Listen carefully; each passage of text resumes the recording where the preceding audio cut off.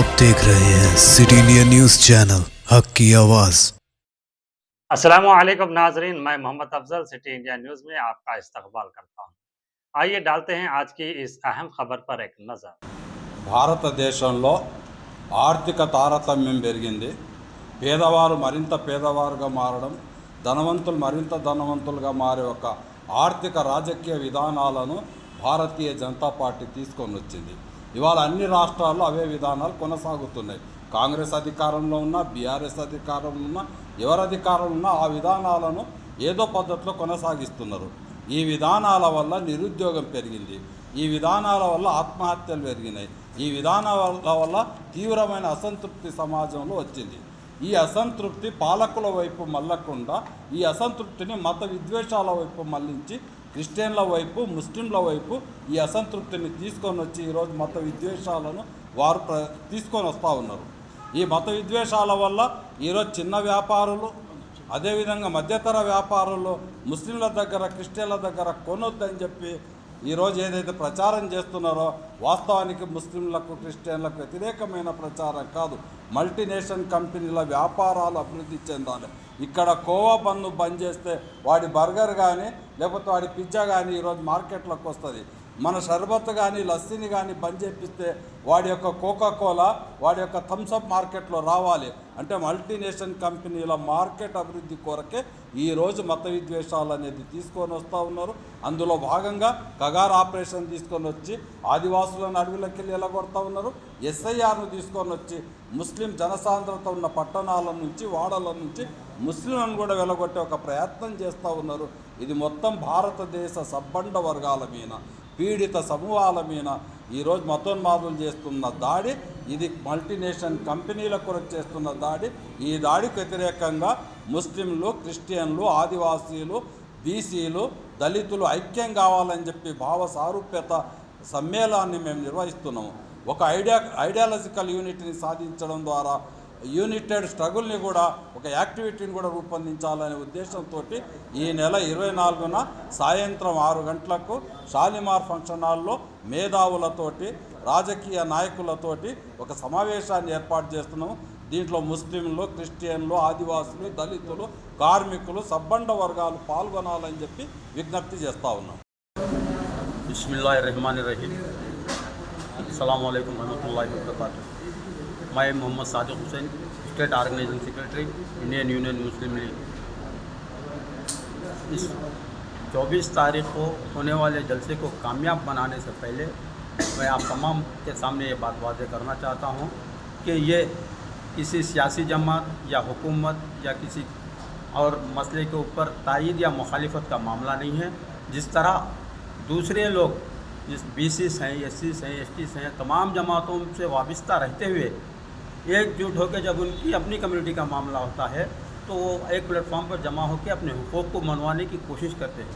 तो उसी तरह की एक कोशिश है जो मुत्तहिदा तौर पर तमाम जमातों को एकजा करके ये हमारे मुतालिबात जो कि हुकूमत ने अपने मैनिफेस्टो में रखा है और अपने डिक्लेरेशंस में रखा है, जैसा कि बीसी डिक्लेरेशन है, एससी डिक्लेरेशन है, उसी तरह माइनॉरिटी डिक्लेरेशन भी इलेक्शन से पहले वादा किया गया था।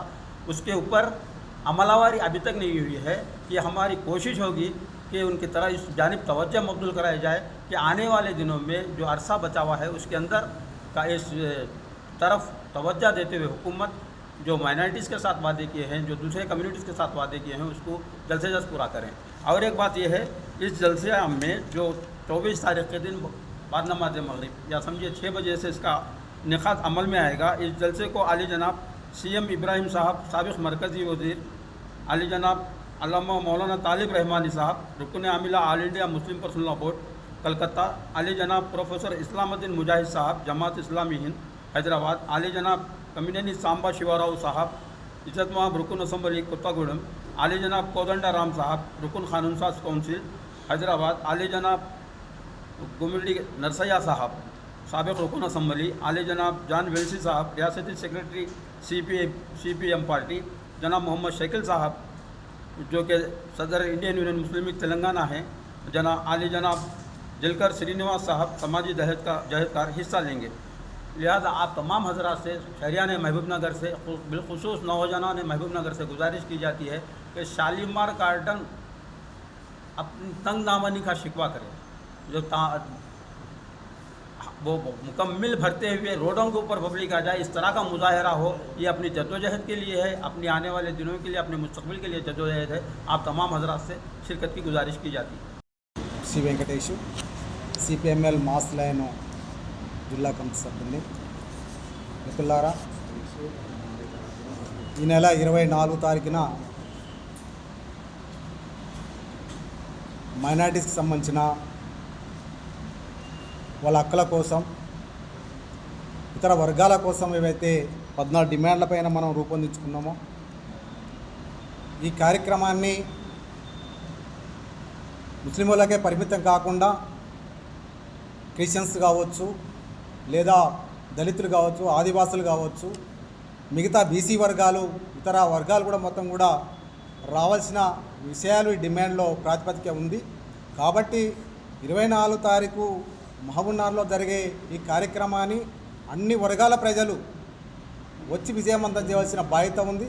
ఎందుకంటే ఈరోజు 2014లో ఏదైతే నరేంద్ర మోడీ ప్రభుత్వము కేంద్రంలో ఏర్పడ్డదో అప్పటికెళ్ళి ఇప్పటి వరకు మొత్తం కూడా దాదాపుగా 12 సంవత్సరాలుగా మనం చూసినట్టయితే ప్రజలపైన దాడి జరుగుతూ ఉంది, కార్మిక వర్గపైన దాడి జరుగుతూ ఉంది, ఉద్యోగస్తులపైన దాడి జరుగుతూ ఉంది. ఈరోజు ముస్లిం మైనార్టీలపైన కూడా విపరీతమైన దాడులు పూనుకునే పరిస్థితి మనం చూస్తున్నాం దేశవ్యాప్తంగా అనేక రాష్ట్రాల్లో కూడా. కాబట్టి మొత్తం కూడా కేంద్ర ప్రభుత్వ విధానాలని తిప్పికొట్టవలసిన బాధ్యత అన్ని వర్గాల ప్రజలపైన ఈరోజు ఉందన్న సంగతి కూడా మనం అందరం కూడా గుర్తెరగాల. ఇదేదో ముస్లింల సభ కాదని చెప్పి భావించవలసిన అవసరం లేదు. దీంట్లో ప్రతి మనిషి అవసరం ఉంది, ప్రతి మనిషి డిమాండ్ ఉంది, ప్రతి మనిషి కూడా ఈరోజు నరేంద్ర మోడీని వ్యతిరేకించవలసిన అవసరం ఉంది.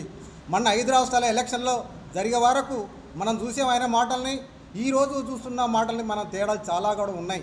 ఎందుకంటే ఎలక్షన్లు జరిగిన ముందు ఎక్కడ కూడా డీజిల్ లేదని, పెట్రోల్ లేదని, అంతా చాలా బ్రహ్మాండంగా ఉందని చెప్పిన మా మోడీ ఈరోజు మనం చూస్తూ ఉన్నాము. మన హైదరాబాద్ సభలకు వచ్చేసి మీరంతా కూడా డీజిల్ ఆదా చేయాలా, పెట్రోల్ ఆదా చేయాలా, మీరు సంవత్సరం వరకు బంగారు కొనొద్దని చెప్పి మాట్లాడుతూ ఉన్నాడు.